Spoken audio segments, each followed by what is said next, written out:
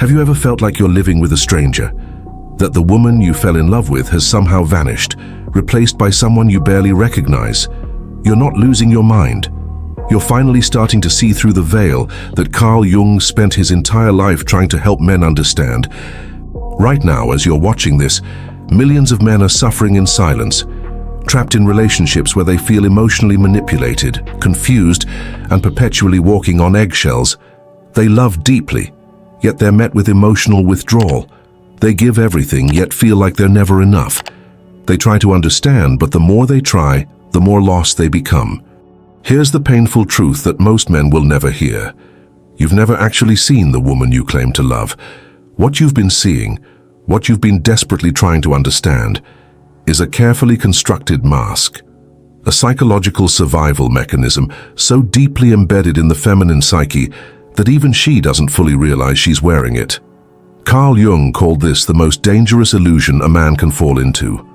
Because while you think you're loving her, you're actually loving a projection of your own unconscious mind. And until you learn to see through this illusion, you'll remain forever trapped in cycles of idealization, disappointment, resentment, and pain. Today, you're going to discover the hidden archetypal forces that silently drive women's deepest emotional behaviors. You'll understand why she can be nurturing one moment and emotionally distant the next. Why her love feels conditional even when she swears it isn't. Why you feel like you're constantly failing tests you didn't even know you were taking. This isn't about blaming women or demonizing the feminine. This is about liberating yourself from the unconscious prison you've built around your own perception. Because once you understand what Jung discovered about the feminine mask, you'll never look at relationships the same way again. You need to understand something fundamental about the feminine psyche that goes against everything you've been taught about women. From the moment a girl enters this world, she's trained to wear masks, not because she's deceptive by nature, but because the feminine has learned, through thousands of years of evolution and social conditioning, that survival often depends on adaptation, on becoming what others need her to be. Think about it. You've seen it yourself, haven't you? How she can shift her entire personality depending on who's in the room. How she becomes the perfect daughter around her parents, the supportive friend in her social circle, the professional colleague at work, and then, who is she with you? Which version are you actually getting? Jung identified this as the feminine persona, a psychological mask so sophisticated that it operates below the threshold of conscious awareness. She's not lying to you. She genuinely believes she's being authentic in each moment. But beneath this adaptive surface lies what Jung called the shadow, the rejected, repressed, and hidden aspects of the feminine psyche that she herself fears to acknowledge. Let me paint you a picture of how this plays out in your daily life. You come home after a long day and she greets you with warmth and affection. You feel safe, loved, understood. But then, something shifts. Maybe you said something innocent. Maybe you didn't respond the way she expected. Or maybe nothing happened at all. Suddenly, the warmth vanishes. She becomes cold, distant, perhaps even hostile. You're left confused, asking yourself, what did I do wrong? Here's what's actually happening beneath the surface. Within the feminine psyche exists a powerful duality that Jung called the Great Mother archetype. On one side, you have the nurturing mother, the source of all life, comfort, and unconditional love. This is the feminine at her most divine, the energy that makes you feel like you've found home in her arms. But inseparably linked to this light side is the terrible mother, the devouring, controlling, emotionally castrating force that can psychologically destroy a man from the inside out. You've experienced both, haven't you? The woman who makes you feel like a king one day and a disappointment the next. The lover who lifts you to heights of joy, then plunges you into depths of confusion and pain. This isn't because she's crazy or emotionally unstable. This is the archetypal feminine dancing between its polarities, and you're caught in the crossfire of forces far older than civilization itself. But here's where it gets even more complex, and this is what most men never realize. While she's unconsciously shifting between these archetypal patterns, you're not seeing her clearly either. Your own psyche is playing tricks on you through what Jung called the anima. your internal feminine image that you project onto every woman you meet. Think back to when you first fell in love with her. Remember that intoxicating feeling, that sense that she was perfect, that she understood you like no one else ever had. That wasn't her you were seeing. That was your own anima, your soul's image of the ideal feminine, projected onto her like a movie onto a blank screen. This is why the beginning of every relationship feels like magic. You're not falling in love with a real woman. You're falling in love with your own unconscious projection. She becomes the mother you never had, the savior who will heal your wounds, the goddess who will give your life meaning. And she, sensing this projection, unconsciously adapts her mask to match it. She becomes what you need her to be, not through conscious manipulation, but through an ancient feminine instinct to harmonize with masculine expectation. But projections can't last forever. Reality always breaks through. And when it does, when you start seeing glimpses of who she really is beneath the mask and beyond your projection, that's when the real psychological warfare begins. You start noticing the subtle power games, the way she withdraws affection when you don't comply with her unspoken expectations, the small criticisms disguised as concern, the emotional reactions that seem disproportionate to the situation, the way she can make you feel guilty for things you didn't even do. You tell yourself you're being too sensitive, that you're imagining things, but deep down, you know something's off. You feel it in your gut, that creeping sense that you're being psychologically manipulated, even though you can't quite put your finger on how. This is the shadow feminine at work, not evil, but unconscious. It's the accumulated resentment of generations of women who had to suppress their power, their anger, their authentic desires. It's the rage of being unseen, unheard, reduced to an object of masculine projection. And now in relationship with you, all of that unconscious material finds its outlet. She doesn't consciously decide to manipulate you, but her shadow, sensing your weakness, your need for maternal approval, your fear of abandonment, knows exactly which buttons to push. She becomes simultaneously the source of your greatest comfort and your deepest anxiety. You need her, but you also fear her.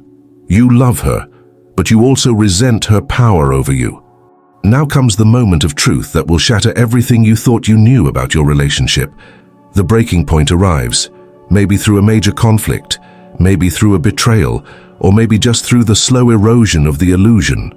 The mask doesn't just slip, it falls off completely. And what you see underneath terrifies you. You see the rage she's been suppressing, the contempt she's been hiding behind sweetness, the calculated nature of what you thought was spontaneous affection.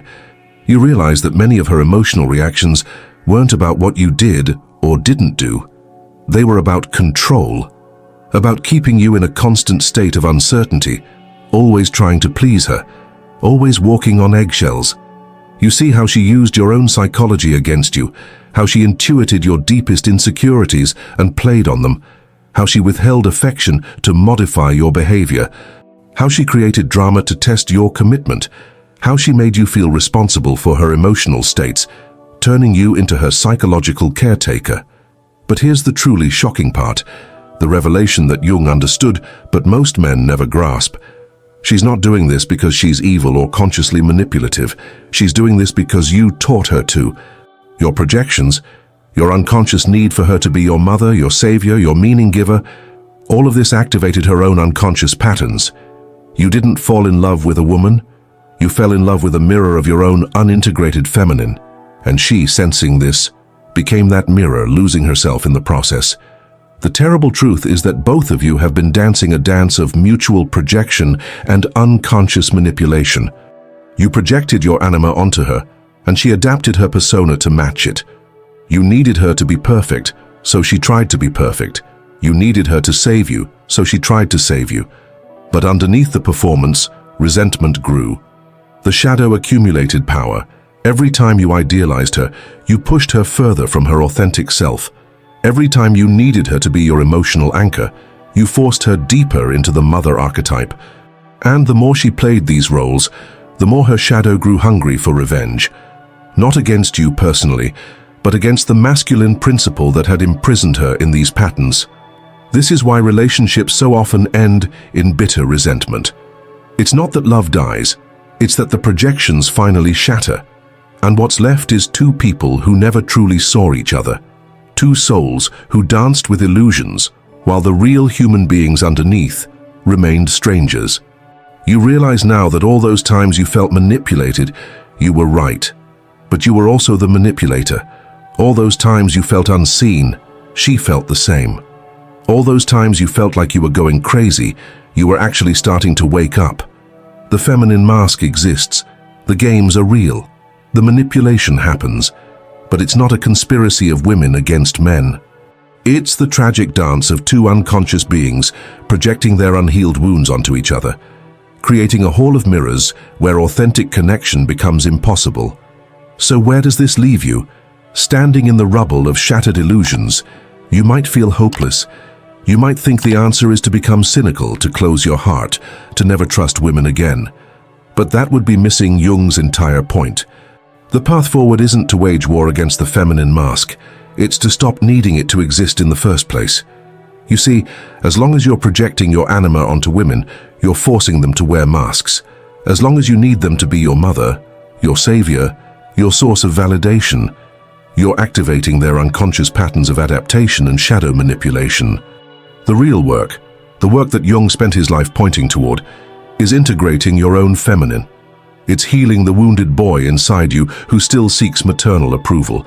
It's facing your own shadow, your own manipulative tendencies, your own unconscious games. When you stop projecting, something miraculous happens. The woman in front of you slowly becomes visible. Not the goddess you imagined, not the mother you needed, not the demon you feared, but a real human being, flawed, complex, carrying her own wounds and shadows, but also capable of authentic connection.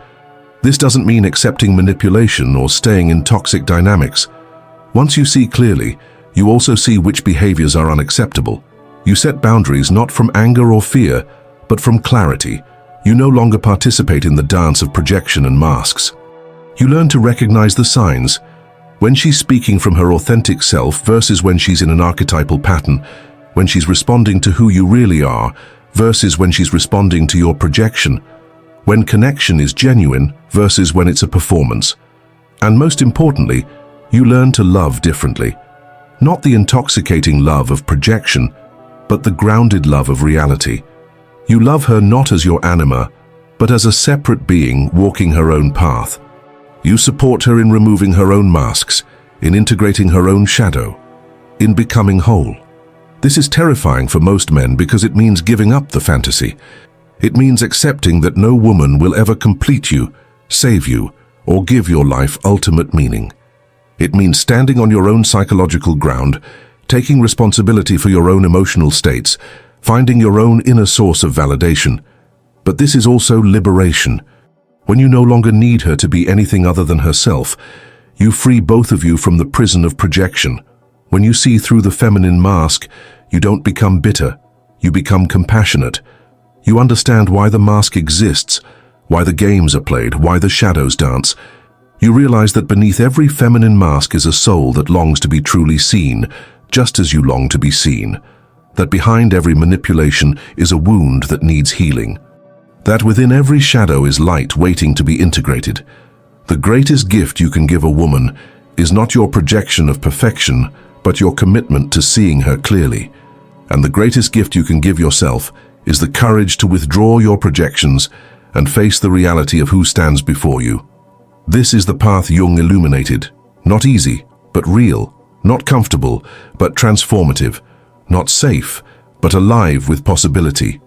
Now I ask you, how has this revelation changed your perspective on your past relationships? What masks have you been seeing, and what projections have you been casting? Share your insights in the comments below. Your story might be the key that helps another man wake up to his own patterns. If this video opened your eyes to dynamics you've been sensing but couldn't articulate, hit that like button. Subscribe to this channel for more deep dives into the hidden psychology of relationships. And don't miss our previous videos that explore other aspects of masculine-feminine dynamics that most people never discuss. Remember, the goal isn't to master women or decode their psychology like some kind of puzzle. The goal is to see clearly, first yourself, then others. When you do this, relationships transform from battlegrounds of projection into opportunities for mutual growth and authentic connection. The mask exists, but so does the face beneath it. Which one you see depends entirely on how willing you are to stop projecting and start perceiving. Your journey to psychological freedom begins the moment you decide to see what's really there.